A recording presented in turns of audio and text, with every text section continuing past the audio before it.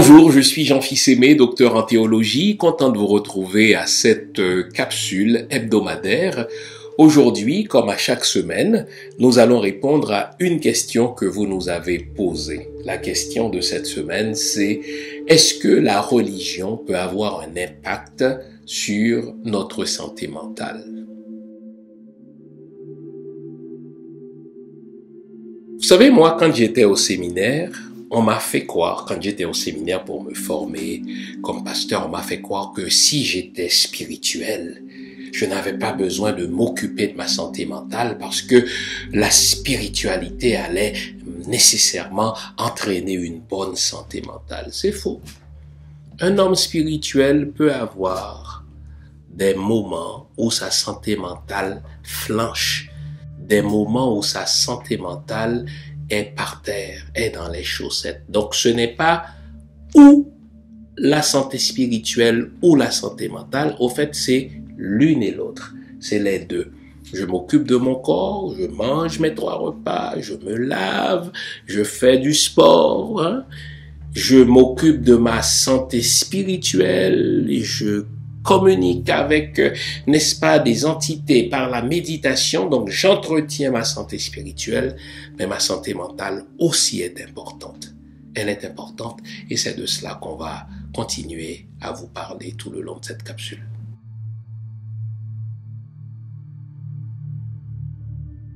Alors, rappelons notre postulat fondamental en tant que noirs. Nous croyons, nous savons que l'humain n'est pas fait que de matière, mais qu'il est fait aussi d'une dimension immatérielle qu'on appellera l'esprit ou l'âme. Mais toujours est-il qu'il y a autre chose en nous que la matière. La question, c'est dans quelle mesure notre religion peut influer soit positivement ou négativement sur notre santé mentale, comment notre religion peut impacter notre santé mentale.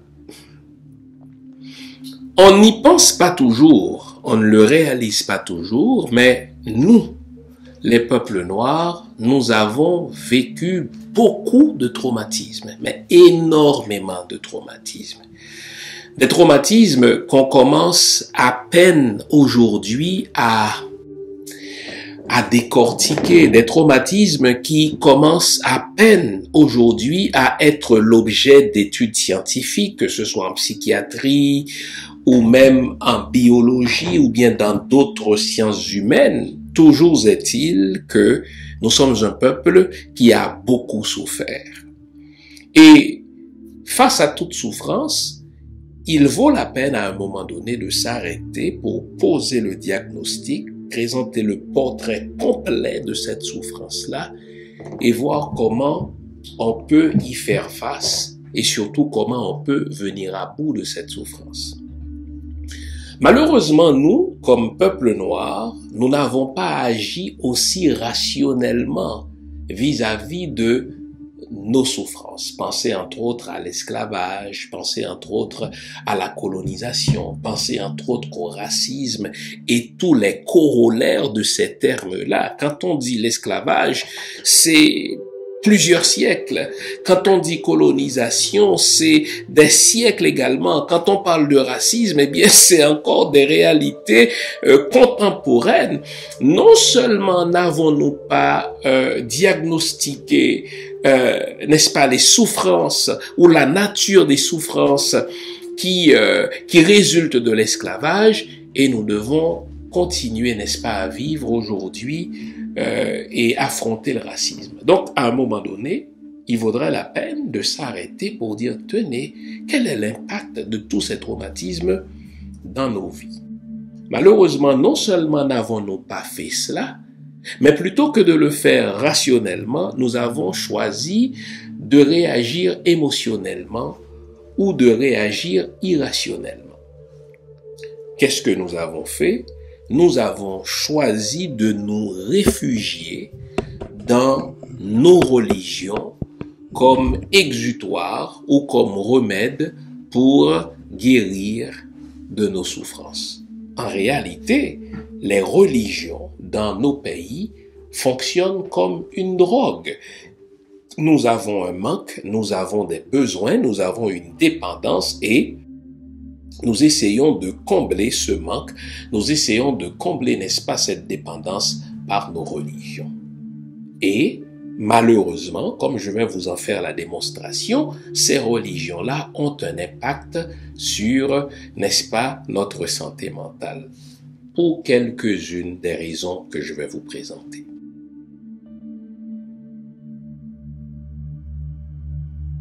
Lorsque nos kidnappeurs sont arrivés chez nous et qu'ils ont kidnappé nos ancêtres, ils ont tenté, et ils ont même réussi pendant un temps à nous faire croire que s'ils ont réussi à nous kidnapper, s'ils ont réussi à kidnapper nos ancêtres, c'est de un parce que leur Dieu, leur religion était meilleure, mais de deux, c'est parce qu'il y a une malédiction qui pèse sur nous, qui pèse sur notre race, qui pèse sur nous en tant que collectivité, en tant que peuple.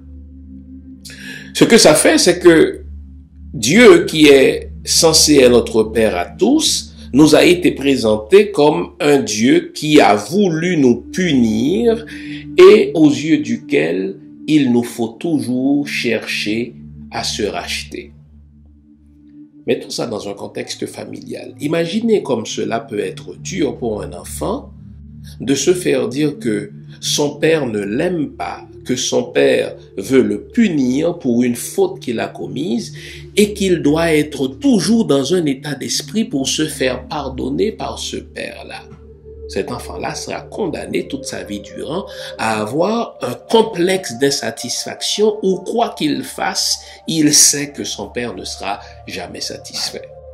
Eh bien, c'est souvent le cas dans des religions qui nous ont été présentées, dans ce que j'appelle des religions importées comme le christianisme, l'islam ou le judaïsme. N'est-ce pas? Dans ces religions-là, on nous présente un Dieu qui, partant, est fâché contre nous, sinon qui nous a maudits, et nous devons faire un certain nombre de choses pour lui plaire.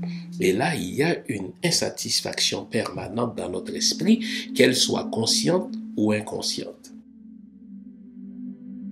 Une autre façon par laquelle on peut démontrer que les religions qui nous sont présentées ont un impact sur notre santé mentale, c'est parce que dans ces religions-là, dis-je, on a l'impression que notre destin nous échappe et que c'est quelqu'un d'autre qui le contrôle. Imaginez, on est venu nous kidnapper sur un continent, on nous garrotte là, n'est-ce pas, on nous menotte, on nous met dans un bateau, nous sommes conduits sur un autre continent et là nous perdons tout contrôle de nous, c'est d'autres, n'est-ce pas, qui nous contrôlent.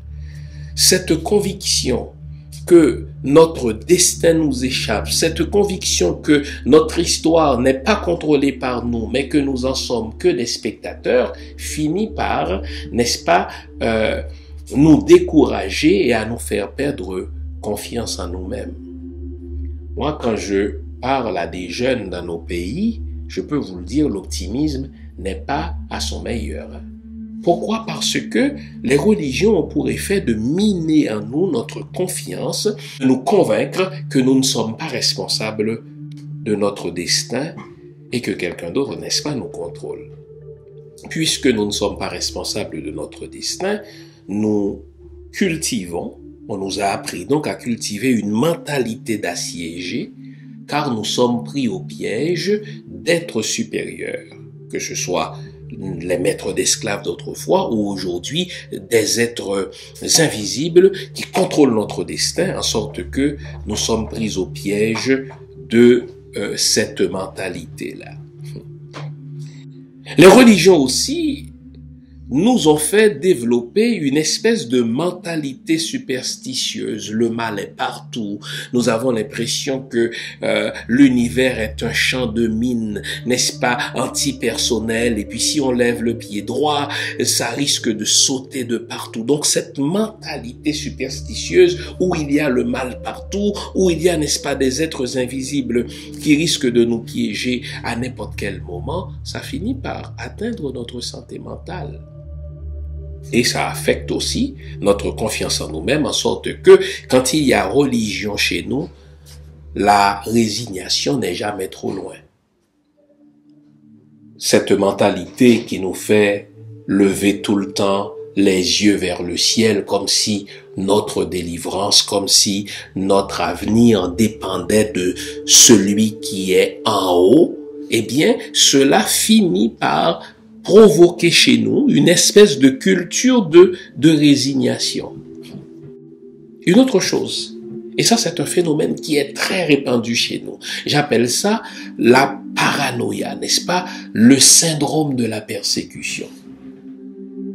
Sur la plantation d'esclaves, le maître d'esclaves faisait en sorte qu'aucun noir ne pouvait faire confiance à un autre noir. Il pensait que s'il s'ouvrait à son frère, eh bien ce frère-là allait le dénoncer auprès de son maître. En sorte que nous avons fini pendant plusieurs siècles, et aujourd'hui nous récoltons cela, par développer une espèce de syndrome de persécution que des autres appellent la paranoïa. Nous avons toujours l'impression qu'un frère ou une sœur, n'est-ce pas, ou bien qu'un compatriote, qu'un voisin va finir par nous persécuter, ou bien qu'il va avoir notre peau. Et cela continue d'être entretenu aujourd'hui encore dans les prédications qui se font entendre dans nos églises, et donc ça atteint notre santé mentale. Ce syndrome de persécution, cette paranoïa, n'est-ce pas? Eh bien, c'est la méfiance. Personne n'a confiance en personne. Donc, on est, si vous voulez, dans une espèce de culture où on fait attention, on ne s'en ouvre pas aux autres. Tout ça mis ensemble, là, ça affecte notre santé mentale. Malheureusement, par le fait que nous banalisons la santé mentale, par le fait que nous ostracisons la santé mentale, par le fait que nous ne prenons pas au sérieux la santé mentale, eh bien, nous continuons à nous nourrir d'une drogue qui est la drogue religieuse, mais qui ne résout rien en réalité, sinon qu'elle entretient notre dépendance vis-à-vis, n'est-ce pas, de la religion.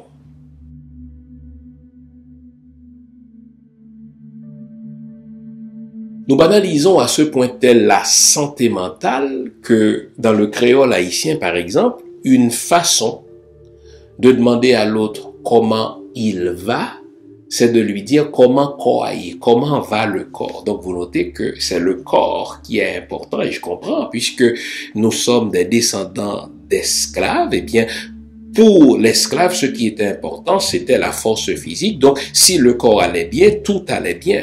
Alors qu'aujourd'hui, nous savons que c'est faux.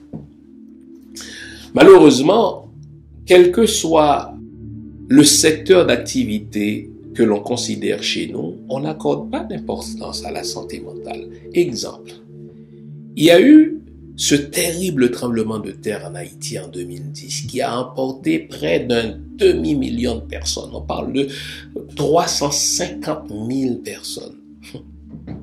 Moi, ce qui m'a surpris, c'est que dès les jours d'après, les gens ont commencé à rire comme si de rien n'était. Ils ont commencé à faire toutes sortes de blagues. Ils ont commencé, n'est-ce pas, à banaliser ce tremblement de terre qu'ils ont appelé goudou goudou. Et on appelle ça la résilience. De même en Afrique, lorsque nous considérons les guerres tribales, lorsque nous considérons le génocide au Rwanda, par exemple, dans les années 90, l'instabilité politique, des déplacements de population, parfois des génocides, fine. Ouf, on prend jamais le temps de parler de ces choses-là, de diagnostiquer nos souffrances et de trouver des remèdes à ces souffrances-là.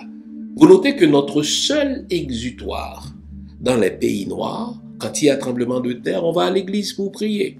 Il y a des guerres civiles, n'est-ce pas? Il y a des déplacements de population. Il y a ces famines, ces fameuses famines. Eh bien, oups, tout ce qu'on cherche, c'est une église. Et puis, il y a là un professionnel qui va se précipiter de nous en offrir une église ou bien une mosquée, etc. Comme si notre seul besoin, c'était de nous entendre, de nous faire dire qu'il y a un Dieu qui va s'occuper de tout cela.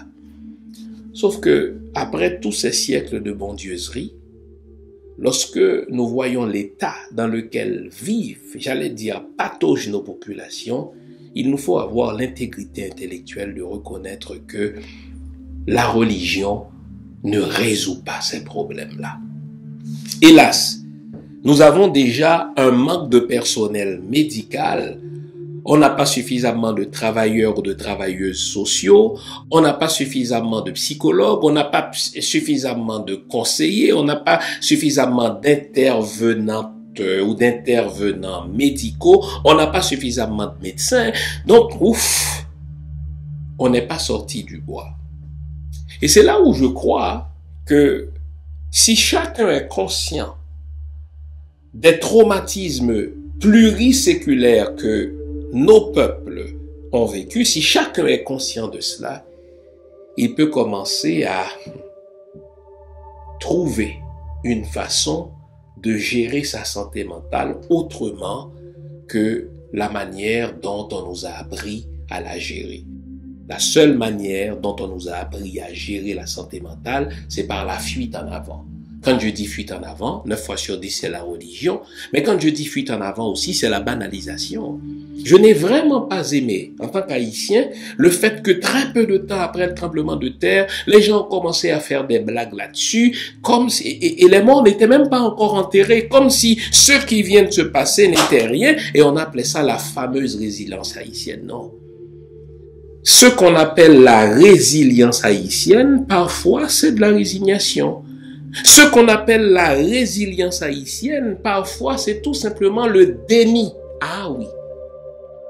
On a perdu 350 000 personnes. C'est beaucoup de gens qui sont morts là. Et plutôt que dès le lendemain de commencer à rire, dès le lendemain de commencer à aller prier pour dire je bénis le nom de Dieu parce qu'il m'a fait grâce à moi, j'aurais pu mourir moi aussi. Il fallait procéder autrement. Hélas, nos gouvernements eux-mêmes ne sont pas conscients de l'importance de la santé mentale. Nos écoles ne sont pas conscientes de l'importance de la santé mentale, n'est-ce pas? Donc tout devient une affaire d'argent et on est, pour ainsi dire, mal pris avec la santé mentale. Je vous ai cité quelques signes là, cette paranoïa, ce syndrome de persécution, cette méfiance, ce refus, n'est-ce pas, de s'ouvrir aux autres. Tout ça, ce sont des signes, ce sont des symptômes. Le fait que on est convaincu qu'on est spectateur et non acteur de notre histoire, qu'il y a quelqu'un d'autre qui contrôle notre destin, ce sont là des symptômes qu'il y a quelque chose qui ne va pas.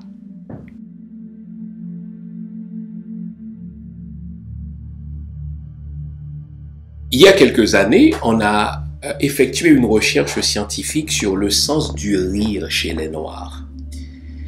Et ce qui est frappant, c'est que on a fait réaliser que le rire chez nous, c'est 9 fois sur 10 une fuite en avant. Par exemple, pendant la période de l'esclavage, on riait par déni, comme pour nier notre souffrance. Et après l'esclavage, puisqu'on a démonisé, n'est-ce pas, le noir, on l'a présenté comme un être barbare, comme un être sauvage, eh bien, on s'est mis à rire comme pour mettre le blanc mal à l'aise, pour ne pas lui faire peur. Or, derrière ce rire béat, tel qu'on l'appelle, n'est-ce pas, c'est un déni, c'est une fuite en avant. Et regardez même dans notre culture, là, on a l'impression qu'on est plus fort que les autres. Donc, on va pas parler à l'autre de sa tristesse, on va pas parler à l'autre de son découragement, et quand on dit ça va, on se précipite de dire ça va, de manière à ce que l'autre ne sache pas comment on va vraiment. C'est pas vrai. C'est un mythe que de croire que nous sommes plus forts que les autres. C'est un mythe que de croire que la santé mentale n'est pas importante et que tout ce qui importe, c'est de manger, c'est de boire, et de se reposer. Et c'est dans ce sens-là que je lance un appel solennel à nos leaders religieux. Vous savez, les églises, les mosquées peuvent être utilisées. Que dis-je? Les églises, les mosquées, les hauts forts doivent être utilisées. J'ai même pas dit peuvent, doivent être utilisées pour nous guérir de nos traumatismes mentaux. Imaginez là, si un pasteur, imaginez si un imam, imaginez si un Hungan, si une mambo, plutôt que de nous parler de ce qui va se passer dans l'au-delà, consacraient du temps pour montrer à leurs ouailles, à leurs fidèles, l'importance de s'occuper de sa santé mentale.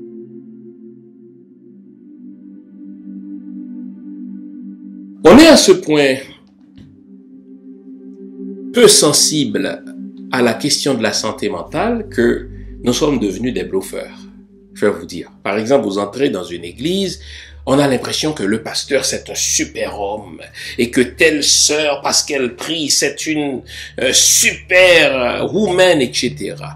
Je parlais à une dame qui disait, vous savez, maintenant j'ai Jésus, grâce à Jésus, j'ignore mes problèmes sentimentaux, j'ignore mes problèmes sexuels, j'ignore mes problèmes sociaux, je veux me consacrer à la spiritualité pour pouvoir mener une vie de sainteté. Vous savez, quand on entretient ce langage-là pendant longtemps, quand on entretient ce langage-là semaine après semaine, ça finit par nous faire fuir, si vous voulez, dans un monde irréel. Ce n'est pas vrai que parce que tu pries, tu peux ignorer tes problèmes sociaux, tu peux ignorer tes problèmes sexuels, que tu peux ignorer, je ne sais pas moi, tes problèmes familiaux. Quand tu te dis ça, tu te racontes des mensonges et à un moment donné, n'est-ce pas, cette fuite-là, ce déni-là, finissent par te rattraper. Voilà pourquoi, là encore, je fais appel aux leaders pour humaniser leur nature. Ne laissez pas vos églises ou vos ouailles ou bien votre temple, votre mosquée, ne les laissez pas croire que, étant donné que vous êtes tellement proche de Dieu, que finalement vous n'avez pas de vulnérabilité, que vous n'avez pas de faiblesse. Quand vous faites ça, là, vous entretenez le déni de votre communauté. En tant que leader, nous avons désormais une responsabilité. Moi, en tant qu'influenceur, en tant que youtubeur, j'ai cette responsabilité de dire, écoutez, moi aussi, je suis découragé. Moi aussi, je pleure. Moi aussi, je suis triste. Moi aussi, je me retrouve devant des situations pour lesquelles, ouf, je suis perdu. Et c'est en le disant que telle personne va me tendre la main que je vais accepter la main tendue. Ça, c'est un autre problème. Nous sommes à ce point orgueilleux que non seulement nous ne demandons pas de l'aide, mais si d'aventure quelqu'un nous offre de l'aide, nous refusons la main qu'il nous tend sous prétexte que nous serons humiliés. Non. Les amis, je vous le dis là, je partage avec vous ce cri de cœur. Merci à cette femme qui nous a écrit pour nous demander de parler du problème de la santé mentale chez les Noirs. Il faut en parler. Heureusement que des études prouvent jour après jour, semaine après semaine, que la santé mentale est encore plus importante que la santé du corps, car si ça va dans la tête, ça ira dans le corps, parce que on sait que l'esprit a une influence sur le corps, d'où l'importance de soigner sa santé mentale. Est-ce que vous savez, vous, quand ça va pas dans votre tête? Est-ce que vous avez des amis à qui en parler? D'accord. Moi, ici, j'ai accès à un médecin, j'ai accès à un psychologue. Ce n'est peut-être pas le cas dans tous nos pays à nous, mais c'est pour cela qu'il y a des amis, c'est pour cela qu'il y a des aînés. Or, même dans nos familles, précisément parce que nous n'avons pas eu une éducation qui a sensibilisé sur l'importance de la santé mentale, nos parents ne savent pas grand-chose sur la santé mentale. Pour nos parents, ce qui importait, c'était de nous donner à manger, de nous envoyer à l'école, et puis quant au reste, eh bien, ça ne comptait pas. Eh bien, il arrive que même ma génération, à moi, en tant que parent, eh bien, a banalisé aussi la santé mentale des enfants. Parfois, l'enfant est découragé, l'enfant est triste, il fait face, n'est-ce pas, à un chagrin d'amour, il fait face à une peine d'amour, bien à une autre sorte de peine, parce que nous n'avons pas l'habitude d'accorder de l'importance à la santé mentale. L'enfant a peur de nous parler à nous. Alors, qu'est-ce qu'il fait? Il se tourne vers Internet. Et là, il tombe, n'est-ce pas, sur ce que j'appelle les leaders de l'ombre. Et qu'est-ce qu'ils font, ces leaders de l'ombre-là? Eh bien, ils conduisent nos jeunes à toutes sortes de vieux comportements. Ça peut être la drogue, ça peut être le gangstérisme, etc. Eh bien, c'est important en tant que peuple, c'est important en tant que famille, descendants d'esclaves, d'accepter le fait que nous avons subi de grands traumatismes et que ces traumatismes-là finissent par affecter notre santé mentale. Ce n'est pas une situation irréversible, mais la première étape pour guérir d'une maladie, la première étape pour résoudre un problème, c'est d'accepter la réalité de ce problème, c'est d'en parler. Et moi, mon souhait, je ne demande pas que mon peuple cesse d'être religieux. Ce serait de la folie. La religion a toujours fait partie de notre histoire, n'est-ce pas? À tort ou à raison.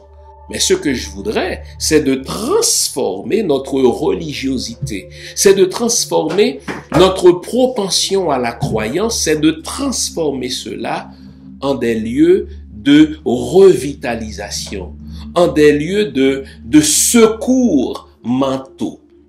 Moi, mon plus grand souhait, c'est que les pasteurs, c'est que les imams, c'est que les ongans, c'est que les mambos, c'est que les leaders religieux puissent percevoir leur rôle désormais comme des guérisseurs, puissent percevoir leur rôle comme des rassembleurs, puissent percevoir leur rôle, n'est-ce pas, comme des transmetteurs d'ondes positives.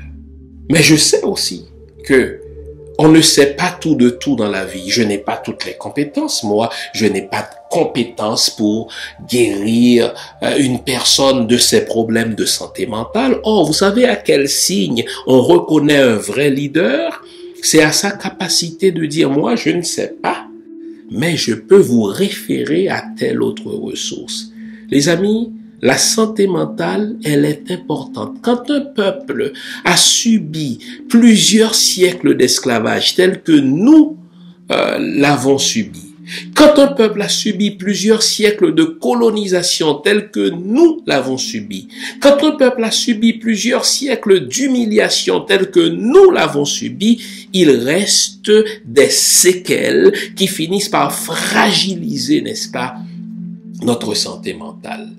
En plus de dire à votre sœur, vous allez prier pour lui, vous allez prier pour elle, c'est bien de prier pour lui ou pour elle, mais dites-lui aussi que vous aimeriez lui parler de tels problèmes. Ne vous jugez pas les uns les autres. Ne nous jugeons pas, puisque quand on juge, on donne l'impression à l'autre que lui est coupable parce qu'il vit tel problème, c'est parce qu'il est faible qu'il est découragé, c'est parce qu'il est faible qu'il pleure. J'oublierai jamais cette expérience personnelle. Permettez que je la partage avec vous.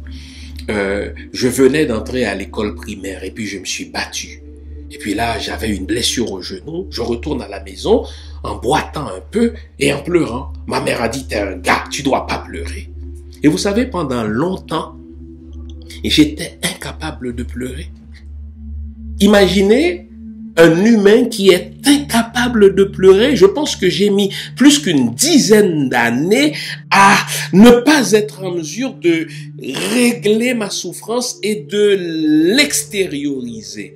Parce que ma mère, dans sa bonne foi d'alors, m'avait dit, t'es un gars, tu dois être dur, tu ne dois pas pleurer. On ne sait pas tout de tout.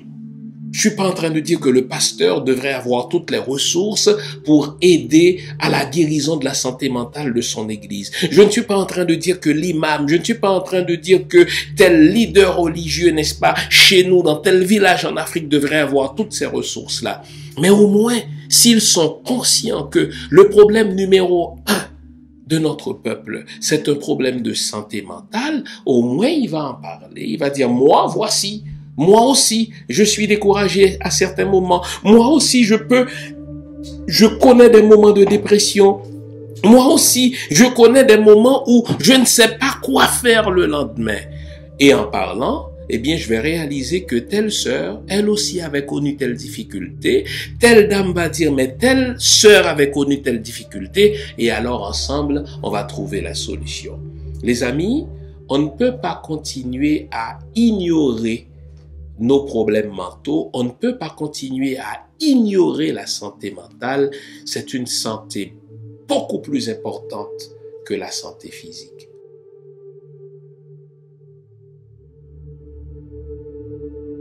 Pour importante que soit la spiritualité, elle ne résout pas tous les problèmes. Moi, je médite, je lis des textes hautement spirituels, je m'ancre de plus en plus dans ma tradition ancestrale, mais qu'on le veuille ou non, il y a la santé physique, il y a la santé spirituelle, la tradition ancestrale peut s'en occuper, la spiritualité peut s'occuper de ma santé spirituelle, mais la santé mentale, il faut s'en occuper aussi. Exemple, vous savez, certaines fois, dans certaines familles, le fait par vous de vous tourner vers vos traditions ancestrales, cela va faire de vous un mouton noir. Donc, qu'on le veuille ou non, vous serez isolé, votre famille ne voudra plus vous parler, ou parfois c'est vous qui décidez de couper le pont avec les gens de votre famille, parce que vous dites, écoutez, c'est difficile, on se chicane tout le temps, donc on n'a plus de relation. Vous êtes isolé. Or, l'humain ne peut pas vivre dans l'isolement. La santé mentale ne s'entretient pas dans l'isolement. D'où la nécessité d'oser avouer votre vulnérabilité, d'oser avouer votre sentiment de solitude et de chercher des gens qui, comme vous, sont passés par là ou se retrouvent dans la même situation pour créer des clubs de rencontres où on parle de santé mentale. On parle trop de Jésus, on parle trop d'Allah, on parle trop de Mahomet, on parle trop de Coran, on parle trop de ceci ou de cela, mais on ne parle pas suffisamment de l'importance de la santé mentale. Ce que ça fait, c'est que on se bluffe les uns les autres, on se bluffe soi-même et on ignore cette composante fondamentale de la santé qu'est la santé mentale. En terminant, vous savez que les maires des grandes villes sont en train de lancer un SOS pour dire le plus grand problème de sécurité actuel, le plus grand problème de sécurité, ce ne sont pas des terroristes, ce ne sont pas des djihadistes. Le plus grand problème de sécurité dans les grandes villes, c'est le problème de santé mentale. Pourquoi ça devient un problème de sécurité? Parce que quelqu'un qui pète une coche, il peut prendre un fusil, se tuer. De même, il peut prendre un fusil et tuer les autres. Quelqu'un qui pète une coche, il peut se suicider. Et ce que je constate, et je le dis avec une grande tristesse dans le cœur, c'est qu'on commence à avoir énormément de suicides dans nos communautés noires. Autrefois, le suicide était marginal, pas parce que nous étions plus forts, mais c'est parce que nous étions, n'est-ce pas, un petit peu plus proches, on avait des lieux de rencontre, etc. Donc, au fur et à mesure que le temps passe, on vit dans l'isolement, on se retrouve seul avec ses problèmes et, malheureusement, on pense que la seule porte de sortie, c'est le suicide. Donc, entretenons-nous les uns les autres, brisons l'isolement, brisons la solitude, reconnaissons l'importance de la santé mentale et trouvons les ressources, allons vers les ressources. Et de grâce, messieurs les leaders religieux, pasteurs, imams, ongas, mabos, prêtres, parlez de l'importance de la santé mentale. Osez parler de vos vulnérabilités. Et puisque personne n'a toutes les compétences, référez vos ouailles aux compétences pertinentes. Travailleurs, travailleuses sociales, psychologues, conseillers, psychiatres, médecins, intervenantes sociales. Vous savez, tous ceux qui ont les compétences et les qualifications pour nous aider à gérer notre santé mentale. Car ce n'est pas vrai que de dire devant un problème, je ne suis pas affecté parce que je suis résilient. Tout cela, c'est une fuite en avant et c'est un déni. Cela peut entraîner des pathologies.